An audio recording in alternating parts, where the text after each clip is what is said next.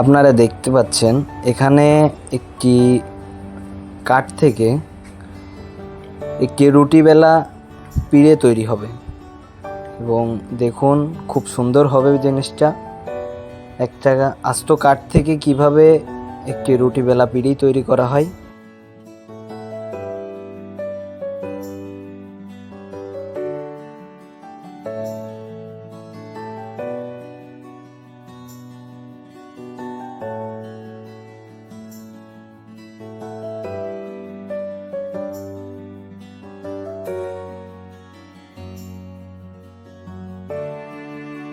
এখন এখান থেকে রুটি বেলা পিড়িটার ফিনিশিং হবে, আস্তে আস্তে তার সৌন্দর্য গড়ে উঠবে।